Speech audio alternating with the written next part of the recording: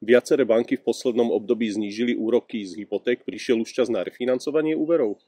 V posledných mesiacoch sme zaznamenali viacero vln zníženia úrokových sadzieb v jednotlivých bankách. Tým pádom už tá zmena bola dostatočná na to, aby sa pre viaceré skupiny klientov oplatilo refinancovať hypotéku. O koľko mi musí klesnúť úroková sadzba, aby sa mi oplatilo preniesť hypotéku do inej banky? Tak ideálne je, aby to zníženie úrokovej sadzby bolo aspoň 0,5% ročne.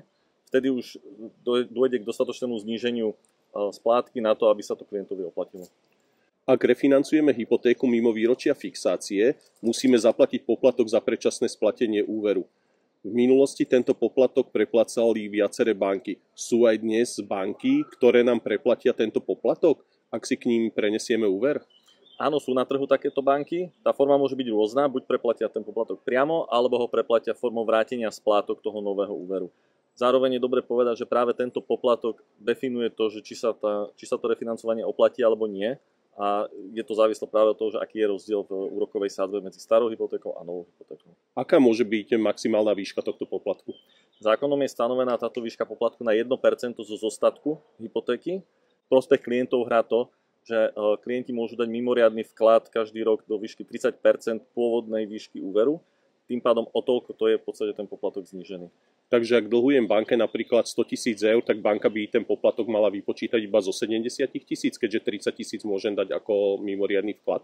Uvažujete správne, s tým, že tam treba počítať, že sa to berie z tej pôvodnej výšky hypotéky. Čiže ak tá výška pôvodná bola povedzme 150 000, tak aj tá úspora potom je vyššia, tých 30%.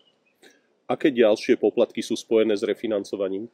Medzi ďalšie poplatky patrí napríklad to, že musí prebehnúť zápis na katastri, lebo tam vlastne dochádza k zmene záložného práva v prospech teda novej banky, že to je 100 eur na každú nehnuteľnosť a môžu s tým byť spojené ešte poplatky napríklad v súvislosti s tým, že klient môže potrebovať nový znalecký posudok.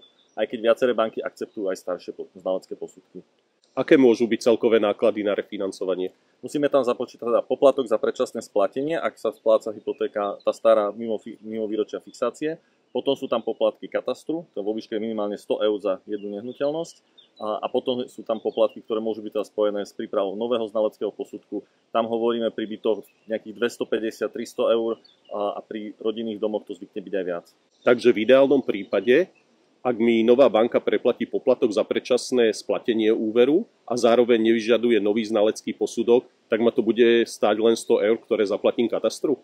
Správne, v prípade, že teda banka mi preplatí aj poplatok za predčasné splatenie alebo refinancujem v rámci výročia fixácie a takisto keď mi akceptujú starší znalecký posudok, tak v takom prípade áno, jediné náklady sú na kataster vo výške 100 eur.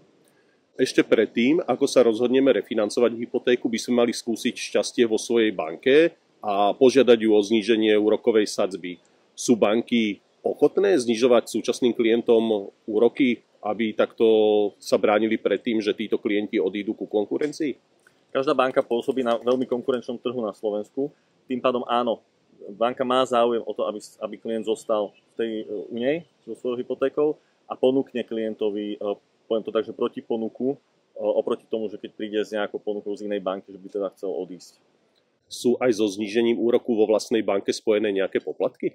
Zvyčajne áno, ak je to mimo výročia fixácie, tak vtedy tam zvykne byť poplatok, môže to byť 100 eur, môže to byť poplatok vo výške povedzme 0,5% zo zostatku tej hypotéky a tak ďalej. Ale v zásade tie poplatky, spravidla sa to oplatí urobiť, pretože nemusíte platiť katastru, nemusíte meniť banku, na ktorú ste zvyknutí a zároveň, keď to zníženie úrokovej sadzby je zaujímavé, to znamená povedzme o tých 0,5%, tak v takom prípade sa to opláca.